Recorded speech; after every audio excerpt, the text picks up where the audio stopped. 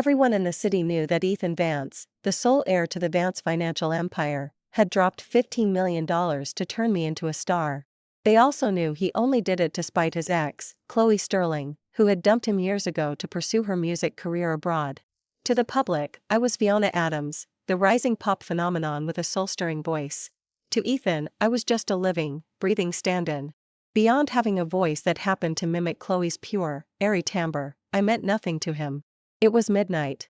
I sat alone in our penthouse, watching the candlelight flicker against the cold glass of the dining room table. On the table sat 2 prime ribeye steaks, long since congealed into greasy stone. Today was our 3-year anniversary.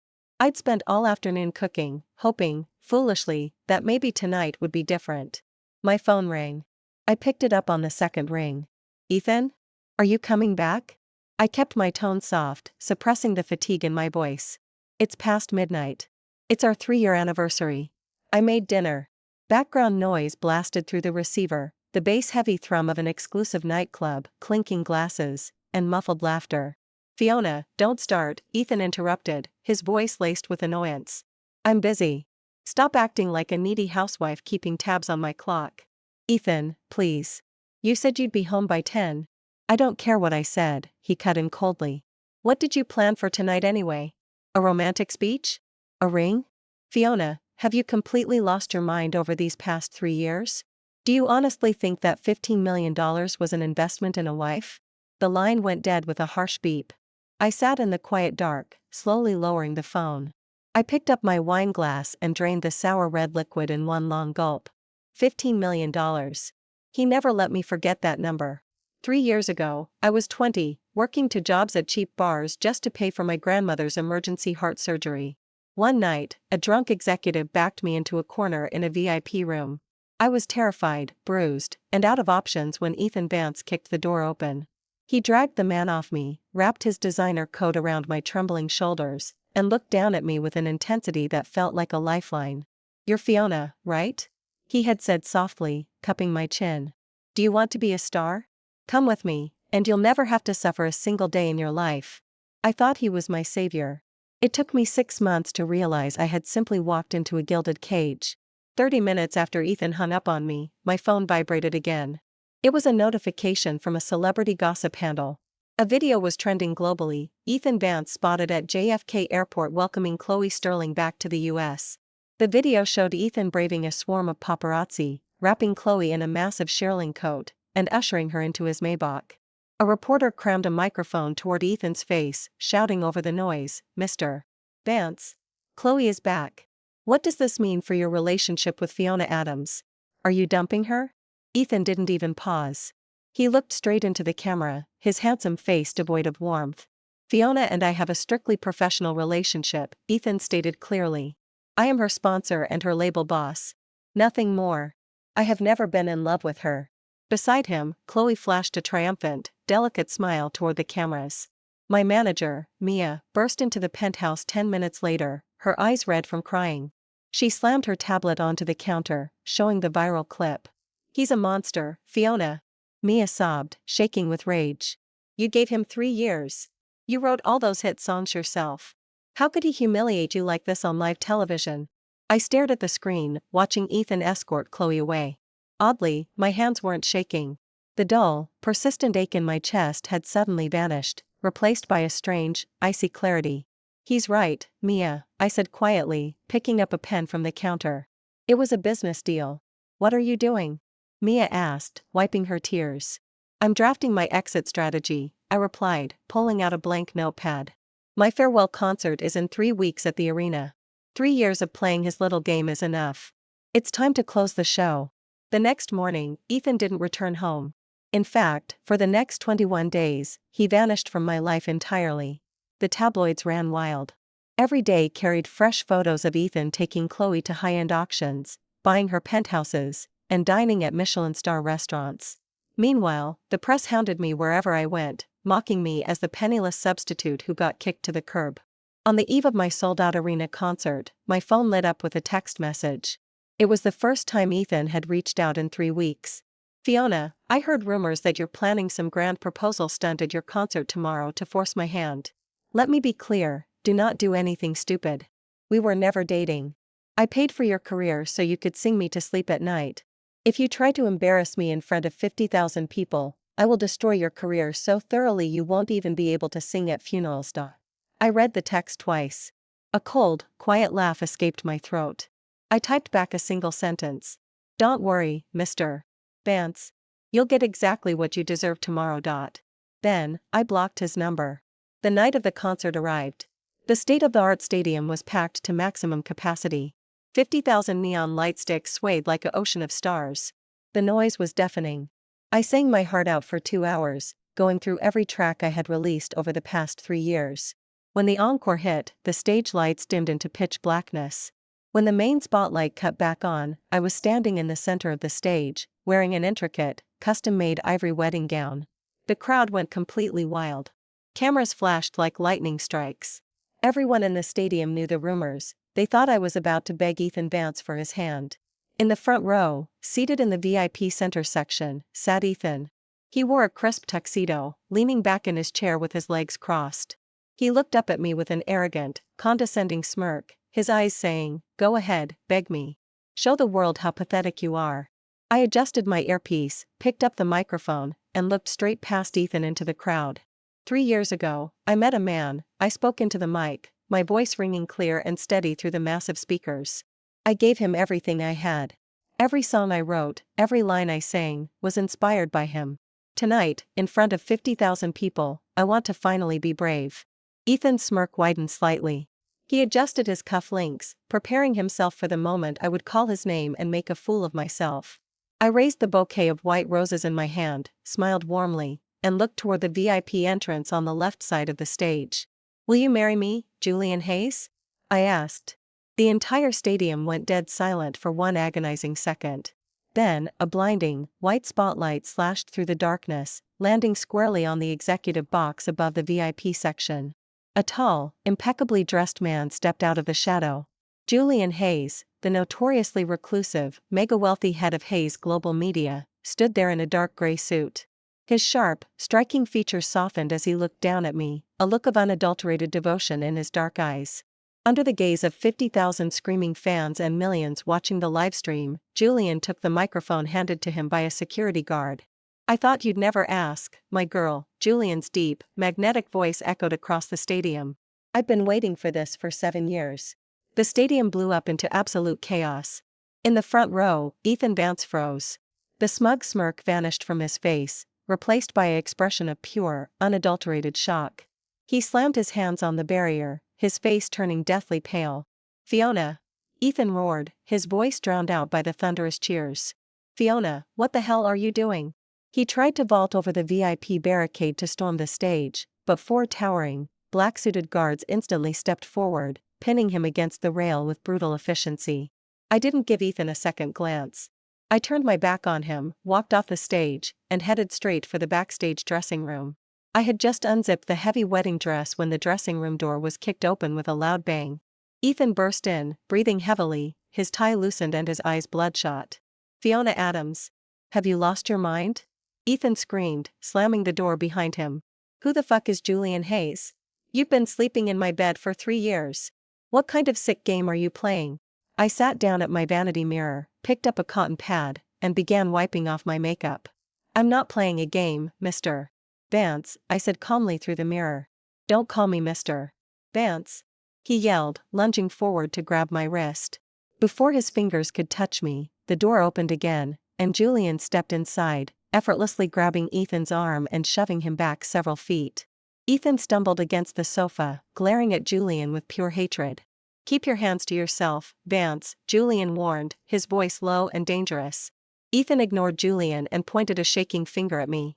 "Fiona, you think you can pull a stunt like this and walk away? Everything you have, your fame, your money, your clothes, I gave it to you. Without my $15 million, you're nothing. You're just a cheap girl from the gutters." I stopped wiping my face. I opened my desk drawer, pulled out a thick leather folder, and tossed it onto the glass coffee table between us. It hit the table with a heavy thud. "What is this?" Ethan demanded, his voice cracking.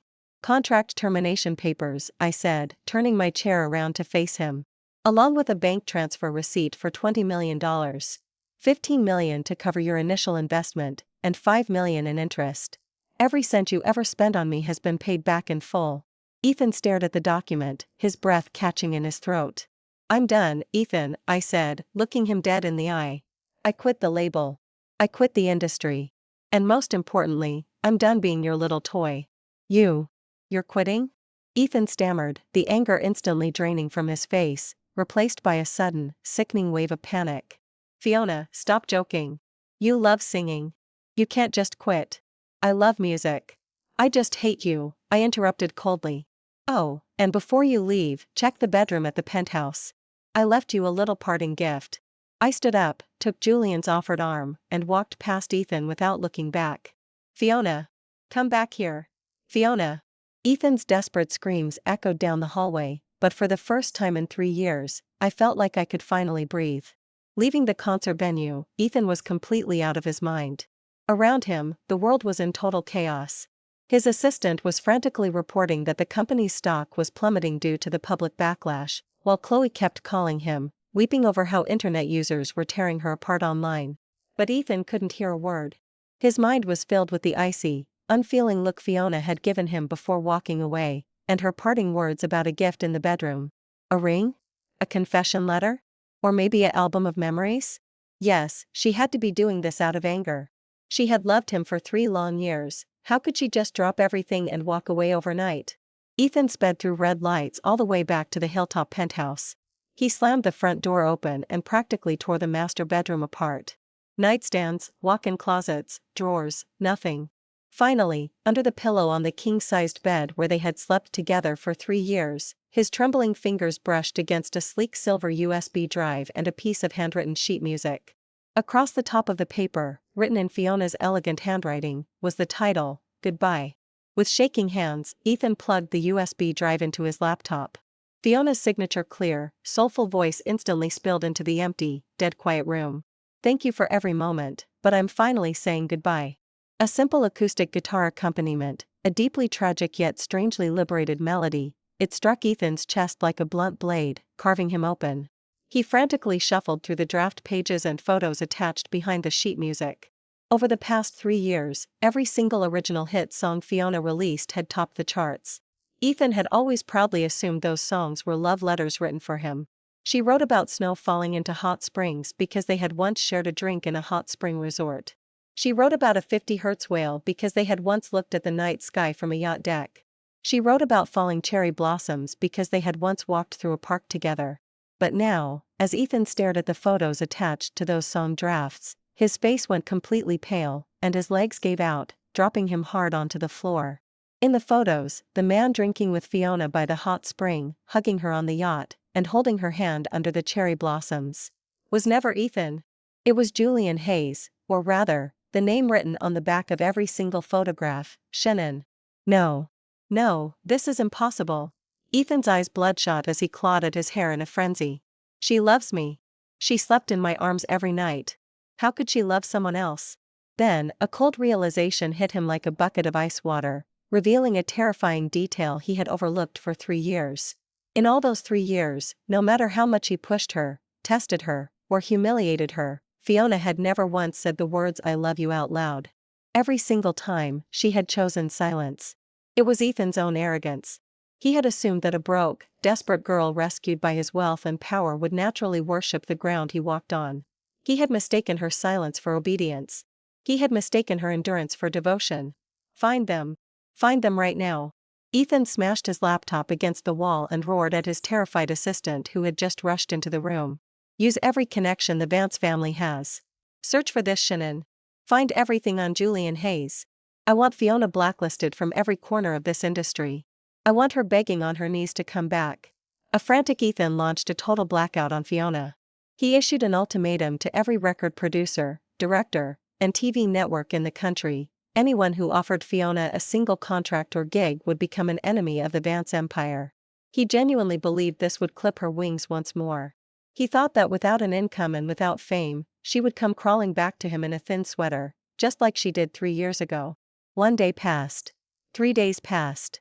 A whole week passed. Fiona never called. She never texted. She even deleted her social media accounts permanently.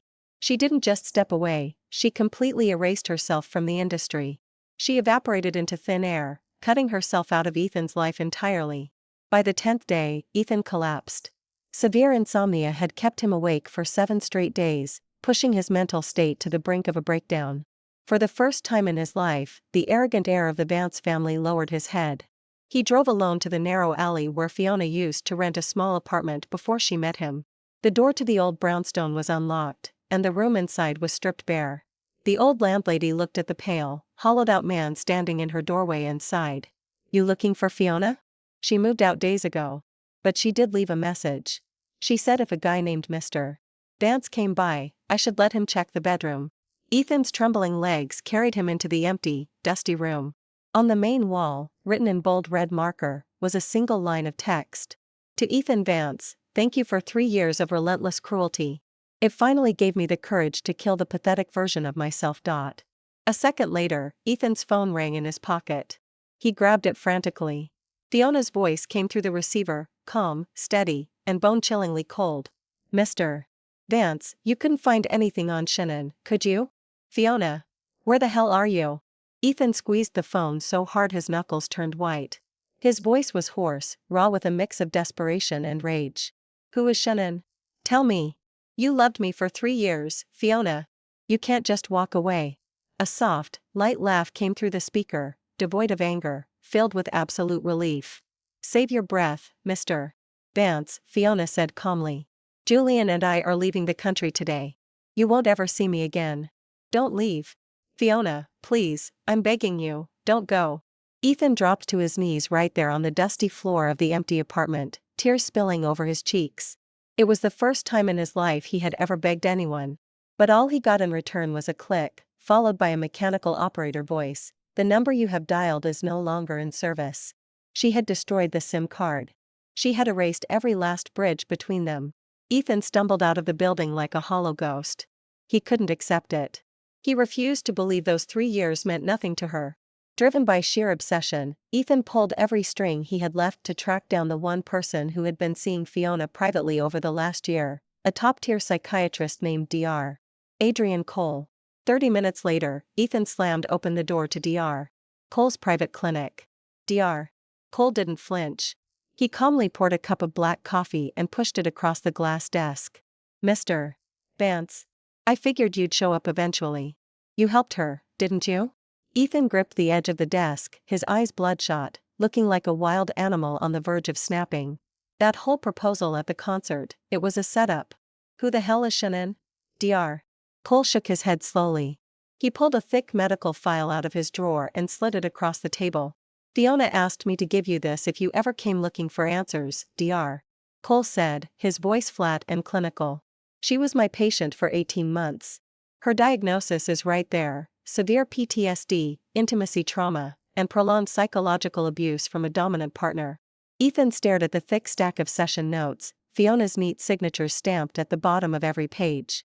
His hand shook violently as he opened the folder. What is this supposed to mean?" Ethan stuttered. "It means that what you called love was nothing more than systematic torture to her," Dr. Cole replied bluntly.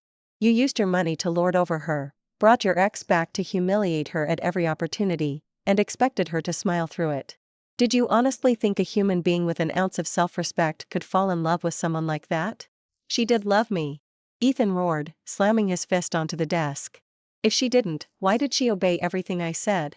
Why did she write all those hit songs about our time together?" "Because," Dr. Cole interrupted, delivering the crushing blow, "Shannon isn't another man."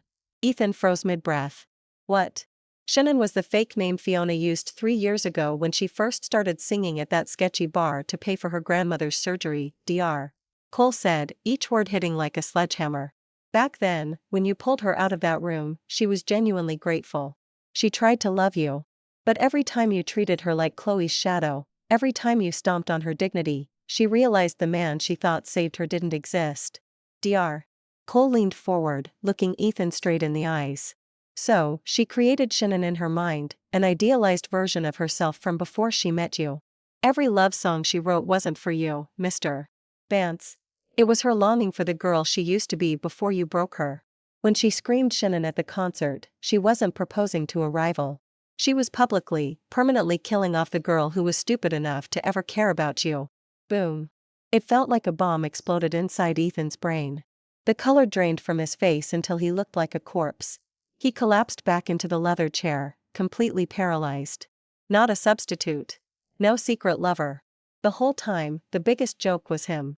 He had taken a girl who once looked at him with genuine warmth, and personally tortured her until she stripped him out of her life like a tumor. Right then, his phone buzzed on the desk. It was Chloe. "Ethan baby," Chloe's sweet, whiny voice rang out through the silent office. "There's a charity gala tonight. Can you take me? Oh, and can you give me that diamond necklace Fiona left behind in the closet?" Listening to the voice he used to chase after for years, Ethan felt an overwhelming wave of nausea hit his stomach. "Shut up," Ethan growled into the phone, his voice shaking with pure disgust. "Ethan? What's wrong, babe? Shut the hell up, Chloe." Ethan screamed into the receiver, tears pouring down his face. "Take your pathetic, fake little games and get the hell out of my life. If I ever see your face again, I swear to God I'll ruin you." He threw the phone against the wall, shattering it into pieces, and buried his face in his hands, sobbing uncontrollably. He finally realized what he had lost. It wasn't a convenient substitute. It was the only genuine light that had ever tried to save him. After leaving the country, I settled in Europe under Julian's full protection. Without Ethan's corporate interference suffocating my work, and away from the toxic entertainment industry back home, I picked up my guitar again. Julian never tried to control my decisions. Instead, he gave me complete respect and unwavering support. When I stayed up late writing music, he would quietly leave a mug of warm milk on my desk. He mobilized his family's vast resources to build me a world-class recording studio, and when international journalists pressed him about our relationship, he stated publicly without hesitation, "Fiona isn't just a brilliant artist. She is my muse. Every asset under the Hayes family banner is at her disposal to back her dreams." That unconditional support slowly healed the scars left by my past. I wasn't that timid, desperate substitute anymore. I was fully in control of my own life. A year later, I launched my global comeback album, Phoenix. Instead of targeting the domestic market, we released it directly on the global music charts. Within 24 hours of its drop, the lead single shattered streaming records worldwide, eventually earning 5 Grammy nominations. Meanwhile, back home, Ethan and Chloe were sinking fast. Without Ethan's protection, Chloe's past caught up with her. Leaked evidence exposed her for using ghost singers, lip-syncing, and sabotaging younger artists. The public turned on her overnight, leaving her career in ruins. At the same time, Ethan's mounting distraction and reckless business choices caused the Vance Group stock to crash, plunging his family empire into a severe financial crisis. Yet Ethan refused to let go. When he saw me on television, wearing a red gown and accepting awards on the Grammy stage, jealousy drove him over the edge. He spent what little liquid capital he had left to hire international tabloids, launching a smear campaign that claimed I had slept my way to the top with Julian and betrayed my former label. Before his rumors could gain traction, Julian shut them down completely. The next day, Hayes Global Media called an emergency press conference in London. Over 100 international news outlets filled the auditorium. Julian stood at the podium in a tailored dark suit, while I sat beside him in an open-back dress, calm and composed. When a reporter asked an aggressive question about Ethan's allegations, Julian pulled out a stack of legal documents and corporate records. First, Julian said into the microphones, his voice cool and authoritative, "Fiona serves as the chief creative officer of Hayes Global, holding a 51% stake in her imprint. The claim that she slept her way to the top is absurd." Second, regarding the malicious defamation by Mr. Ethan Vance, our legal team has filed criminal charges, and we have initiated a cross-border financial audit against the Vance Group. Julian paused, turned his head, and looked at me, his sharp demeanor softening instantly. In front of millions watching the live broadcast, the notoriously reserved billionaire stepped out from behind the podium and dropped to one knee before me. He opened a velvet box, revealing a rare pink diamond ring. "Fiona," Julian said, looking up at me. "You walked through hell for 3 years. For the rest of my life, let me be your fortress. Will you do me the honor of letting me love you, officially and exclusively, for the rest of our days?" The internet erupted. The live comment feed crashed under the surge of viewers. "Why yes. Out with the trash X, in with the billionaire. Look at how a real man treats a woman. Ethan Vance could never." She built her own empire and won. This is iconic. I looked at the man who had stood by me through everything, smiled, and held out my hand. I do. As he slipped the diamond onto my finger, the room burst into thunderous applause.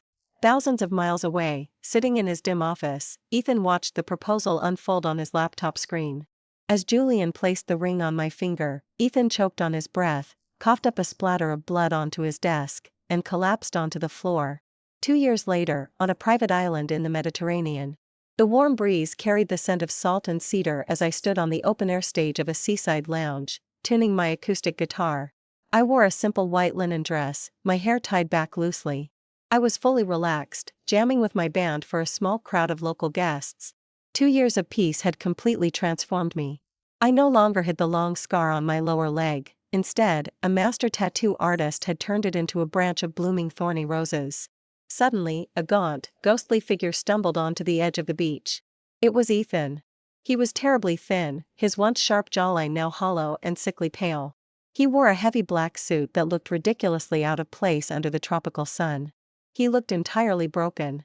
Advanced stomach cancer, exacerbated by severe bipolar disorder and alcoholism, had left him with months to live. Refusing aggressive chemotherapy, he had spent his remaining energy flying across the ocean just to find this island. The moment he saw me, tears welled up in his sunken eyes. "Fiona." His voice rasped, trembling as he took a hesitant step forward. My band members immediately moved to block him, but I raised a hand, stepping off the low stage. "It's fine," I said quietly, walking toward him. I stopped a few feet away, my voice polite and detached. "Long time no see, Mr. Vance." Ethan dropped to his knees right there in the sand. He reached out to grab the hem of my dress, but pulled his trembling hand back at the last second, terrified of touching me. "Fiona. I'm sorry. I'm so sorry." Ethan sobbed uncontrollably, slapping his own face in a fit of self-loathing. "I was an idiot. I was a monster. Please. Give me one more chance. Just one. I'll give you everything, my shares in the company, my money, everything. Just come back to me." He wept like a broken child, begging for forgiveness on the dirty sand. I looked down at him without a trace of anger or resentment, only absolute indifference. "Ethan, do you remember this tattoo?" I pointed to the thorny rose on my leg. "You asked me about it once, and I lied to you." Ethan raised his tear-stained face, staring at me blankly. "It means thriving through the thorns," I said softly, every word hitting him with surgical precision. "You thought you broke me, but you were just the thorn bush I had to crawl through to get to my real life. Did you? Did you ever love me?" Ethan choked out, clinging to a desperate shred of hope. "Even for a second?" "I did," I answered honestly. 3 years ago, when you pulled me out of that VIP room, I truly thought I wanted to spend my life with you." Ethan's eyes lit up with a flash of wild joy. "But I love my dignity more," I added, destroying his illusion instantly. "I accept your apology. But I will never, ever come back." Heavy footsteps sounded behind me. Julian walked over, casually wrapping a light cardigan over my shoulders and pulling me close against his side. Ethan stared at Julian, then looked down at my slightly rounded stomach. His pupils dilated in utter shock. I was 4 months pregnant with Julian's child. That final realization shattered whatever sanity Ethan had left. He collapsed face first onto the sand, unable to even cry out. "Let's get inside," Julian whispered softly, kissing my forehead. "The ocean air is getting chilly." "Okay," I smiled, wrapping my arm around his waist. I turned around and walked toward our villa with Julian, never looking back at the man on the beach. Behind us, as the tide rolled in, Ethan clutched his chest in agony and spit a dark spray of blood onto the sand. Ethan collapsed on the beach that night and was rushed to a local private hospital in critical condition. While he lay hooked up to life support thousands of miles away, Chloe was back home attempting one last desperate gamble to ruin me. Working with a shady tabloid network, she leaked a series of heavily edited photos and altered audio clips from my early days singing in cheap bars. She ran a massive online smear campaign, claiming I had been morally corrupt and promiscuous before meeting Ethan, trying to turn public opinion against my upcoming world tour. Her timing couldn't have been worse. She had no idea who she was dealing with. Less than an hour after her story went viral, Julian didn't even need my input to act. He deployed Hayes Global's elite legal team and top private investigators to strike back with terrifying speed. A comprehensive, 200-page evidence file was released directly to every major news outlet and federal agency. The dossier didn't just debunk her lies, it contained ironclad proof of Chloe's long history of illegal acts, ghost singing contracts in Austria, massive tax evasion schemes, and recorded phone calls where she explicitly paid online trolls to fabricate stories about competing female artists.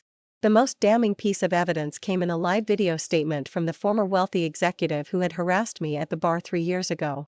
Chloe Sterling paid me $50,000 back then to set Fiona up and ruin her voice, the man admitted on camera, holding up bank statements. Fiona was completely innocent. She fought her way out that night. The truth hit the internet like a tidal wave. The public backlash was immediate and brutal. Holy crap. Chloe isn't a victim, she's an absolute psycho. She literally tried to destroy another woman's life out of pure jealousy. Lock her up. And Ethan Vance ruined a good woman for this trash? What a pair of clowns. Federal agents moved in before sunrise. Chloe was intercepted at the airport while attempting to board a private flight to South America with a forged passport. Law enforcement swarmed her terminal. Cameras captured the exact moment handcuffs were slapped onto Chloe's wrists. Dressed in disguise, her face pale and streaked with tears, the former pop sweetheart screamed and thrashed as officers marched her away. She was facing multiple felony charges, including tax fraud, criminal defamation, and conspiracy. Over in the hospital room, Ethan slowly regained consciousness. He stared blankly at the wall-mounted TV playing the live broadcast of Chloe's arrest. Seeing the woman he had once put on a pedestal exposed as a vicious criminal, and realizing he had tortured the woman who actually cared about him for a snake like Chloe, Ethan felt a surge of self-loathing so violent it made him retch into an emesis basin. It's karma. Ethan wheezed, his voice thin and hollow as he stared at the ceiling. It's all karma. The cancer metastasizing in his stomach brought unrelenting physical agony, but it was nothing compared to the psychological torment of his nights. Every time he drifted off, Fiona's voice haunted his dreams. He listened to her new album on a loop, but he skipped track 3 every time. Track 3 was Goodbye. He couldn't bear to hear it. Every note of that song was a blunt reminder that he had owned the rarest, purest love in the world, and he had personally smashed it to pieces. His body began rejecting medication. The doctors told his assistant that without a miracle, he wouldn't survive the month. Ethan didn't care. He refused further treatment, lying in the dark room, waiting for the end he knew he deserved. 3 months later, a historic castle on the French Riviera hosted what international media dubbed the wedding of the century. High-profile business moguls, global entertainment icons, and political figures gathered from every corner of the world to celebrate. Thousands of fresh white roses lined the courtyard. Hundreds of media outlets streamed the event live to an estimated audience of over 200 million viewers. I stood before the full-length mirror in the bridal suite, wearing a custom ivory gown hand-sewn by a French master designer. Delicate lace sleeves brushed my skin, and tiny diamonds embedded in the heavy train caught the sunlight. My 4-month pregnancy showed only as a gentle curve, adding a soft, glowing warmth to my appearance. My grandmother knocked softly and walked in, wiping a tear from her eye. She took both my hands in hers. "Look at you, my brave girl," she whispered, her voice shaking with emotion. "You went through so much pain, but you never let them break your spirit." "I learned it from you, Grandma," I said softly, leaning forward to kiss her cheek. "I'm finally happy. Truly happy." The pipe organ began to play the processional march. Grandma walked me down the aisle through the grand courtyard, leading me toward the altar where Julian stood waiting. Julian wore a tailored black tuxedo. As he watched me walk toward him, the sharp, formidable demeanor he carried in boardrooms melted away completely, replaced by pure, unadulterated devotion. Grandma placed my hand in Julian's. "Take care of my girl, Julian." "With my life, ma'am," Julian promised firmly, holding my hand tightly. The priest stood before us and cleared his throat. "Julian Hayes, do you take Fiona Adams to be your lawfully wedded wife, to have and to hold, in sickness and in health, for richer or for poorer, for as long as you both shall live?" Julian looked straight into my eyes, his voice echoing clearly through the courtyard. "I do. I give her my heart, my name, and everything I own, today and for the rest of my days." The priest turned to me. "Fiona Adams, do you take Julian Hayes?" "I do," I interrupted with a warm smile, stepping closer to him. The crowd broke into cheers. Julian wrapped his arms around my waist, leaned down, and kissed me deeply as white rose petals rained down over us from the castle balconies. Online, the live broadcast comment sections were flooding with messages. I'm crying tears of joy. She got her happily ever after. Julian is the ultimate green flag. Look at how he looks at her. This is how a real romance ends. Out with the toxic ex forever. Thousands of miles away, in a quiet hospice room in London, Ethan lay in a medical bed, hooked up to a heart monitor that beeped weakly in the dim room. His body was reduced to skin and bones, his face pale and sunken. He stared fixedly at the television screen mounted on the wall, watching the live stream of my wedding. He watched Julian hold my hand. He watched me smile brightly into Julian's eyes. He watched the man who truly loved me kiss me in front of the entire world. A single, heavy tear leaked from Ethan's hollow eye, trailing down his gaunt cheek. Fiona. Ethan rasped through his oxygen mask, his breath ragged and shallow. I'm sorry. Be happy. He forced a faint, miserable smile, letting his eyelids fall shut for the last time. Beep. Beep. Beep. The heart monitor flatlined into a continuous, piercing tone. Medical staff rushed into the room, but it was too late. Ethan Vance passed away alone in the dark, taking his overwhelming regret and unfulfilled apologies with him into the void. Back at the French castle, the evening reception was in full swing. I stepped out onto the balcony overlooking the sea, taking in the cool night breeze. Julian walked up behind me, wrapping a cashmere shawl around my shoulders and resting his hands gently over mine on my waist. What are you thinking about, Mrs. Hayes? He asked softly, resting his chin on my shoulder. I looked out at the vast ocean, feeling the quiet flutter of new life inside me. The nightmare of the past 3 years was officially behind me. I'm thinking about tomorrow, I said, turning in his arms to look up at him with a smile. And how bright it looks. Julian smiled back, pulling me close as we watched the moonlight dance across the water.